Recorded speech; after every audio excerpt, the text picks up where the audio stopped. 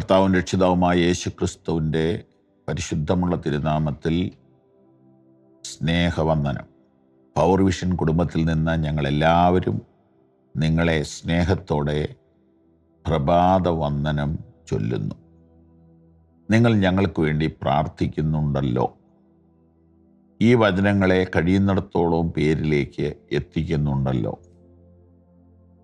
എന്തെങ്കിലും തിരുത്തലുകളോ അപ്ഡേഷനോ വേണമെങ്കിൽ ഒരു കത്തെഴുതി അതാത് പ്രഭാഷകരുടെ പേര് വെച്ചിട്ട് പൗരുഷനിലേക്ക് അയച്ചാൽ പൗരുഷനിൽ നിന്ന് അത് ഞങ്ങളുടെ കയ്യിൽ കിട്ടും. ഞങ്ങൾക്ക് ചെയ്യാവുന്നത് ഞങ്ങൾ ചെയ്യാം. എബ്രായർ 13:15 അതുകൊണ്ട് കർത്താവായ യേശുക്രിസ്തു മുഖാന്തരം നാം ദൈവത്തിന് കർത്താവിൻ്റെ നാമത്തെ ഏറ്റുപറയുന്ന അധരഫലമെന്ന സ്തോത്രയാഗം ഇടവിടാതെ അർപ്പിക്കുക. ഇതിനകത്ത് ഒരു അധരചർവണം അല്ല, മറിച്ച് ഒരു തിരിച്ചറിവും ഒരു ബോധ്യവും ഒരു നന്ദിയും ഒരു ഉത്തരവാദിത്വവും നിറഞ്ഞു കവിയുന്ന അനുഭവമത്രേ യേശുക്രിസ്തു ക്രൂശിൽ സഹിച്ച പങ്കപ്പാടുകളെക്കുറിച്ചുള്ള ഓർമ്മ, അവിടുത്തെ രക്തച്ചൊരിച്ചിലിനെ കുറിച്ചുള്ള ഓർമ്മ, അവിടുന്ന് നിന്ദിക്കപ്പെട്ടതിനെക്കുറിച്ചുള്ള ഓർമ്മ, അവിടുന്ന് നമ്മളെ ഏൽപ്പിച്ചിരിക്കുന്ന ദൗത്യത്തെക്കുറിച്ചുള്ള ഓർമ്മ, നിന്ന ചുവന്നുകൊണ്ട് പാളയത്തിന് പുറത്തവൻ്റെ അടുക്കൽ ചെല്ലുക,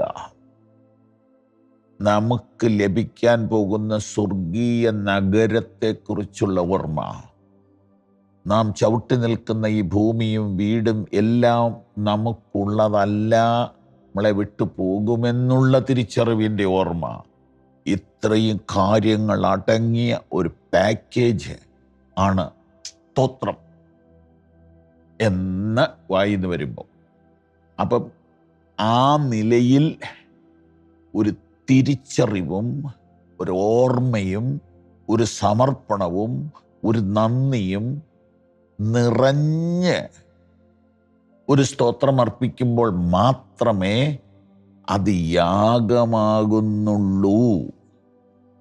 ആകയാൽ ഒരു അധരചർവണമായിട്ടോ ഒരു കണ്ടുമുട്ടുമ്പോഴുള്ള ഗ്രീറ്റിംഗ്സ് ആയിട്ടോ ഇതിനെ തരം താഴ്ത്തരുത്.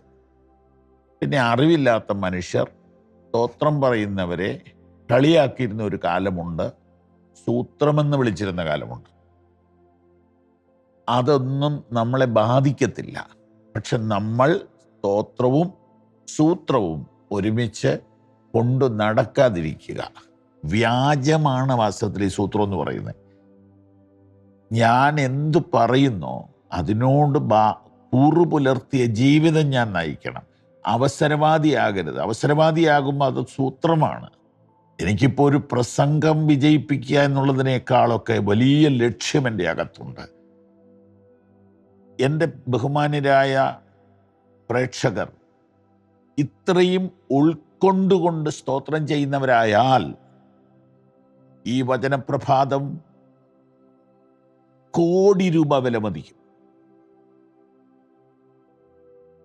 ഞങ്ങളുടെ ബഹുമാനപ്പെട്ട പ്രേക്ഷകർ ഞാൻ ഈ പറഞ്ഞ 4-5 കാര്യങ്ങളെ ഉൾക്കൊണ്ടുകൊണ്ട് ഇടവിടാതെ സ്തോത്രം ചെയ്യുന്നവരായാൽ ഈ ഒരൊറ്റ വചനപ്രഭാതം കോടി രൂപ വിലമതിക്കും.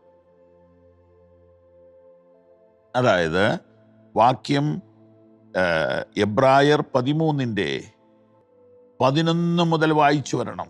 അങ്ങനെ യേശു സ്വന്തം രക്തത്താൽ ജനത്തെ വിശുദ്ധീകരിക്കേണ്ടതിന് നഗരവാതിലിന് പുറത്തു വെച്ച് കഷ്ടം സഹിച്ചു.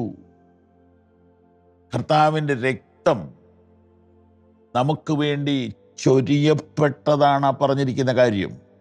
ഗെത്സമനയിൽ പ്രാർത്ഥിക്കുമ്പോൾ അത് വീഴാൻ തുടങ്ങി, പൊടിഞ്ഞു പൊടിഞ്ഞു വീഴാൻ തുടങ്ങി. പിന്നീടുള്ള ക്രൂരമായ പീഡനാവേളയിൽ രക്തം ഒഴുകുന്നുണ്ട്. ഒടുവിലായി കാൽവറി കുരിശിലെ ആ ഒടുവിലത്തെ കുന്തം കൊണ്ടുള്ള കുത്തില് രക്തവും വെള്ളവും പുറപ്പെട്ടെന്നുള്ള തിരുവെഴുത്തിൽ നിന്നും ഇനി രക്തം ഇല്ലെന്നാണ് അർത്ഥമാക്കുന്നത്.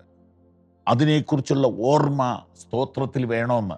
അതുകൊണ്ട് രണ്ടാമത്തെ ഓർമ്മ, നാം അവൻ്റെ നിന്ന ചുമന്നുകൊണ്ട് പാളയത്തിന് പുറത്ത് അവൻ്റെ അടുക്കൽ ചെല്ലണം എന്ന് പറഞ്ഞാൽ സുവിശേഷീകരണത്തിന് വേണ്ടി നിന്ന സഹിക്കാൻ നാം തയ്യാറാകണം എന്നാണ് അതിൻ്റെ അർത്ഥം.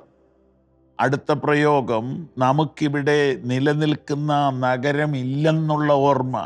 അടുത്തത്, വരുവാനുള്ളതത്രേ നാം അന്വേഷിക്കുന്നത് എന്ന ഓർമ്മ.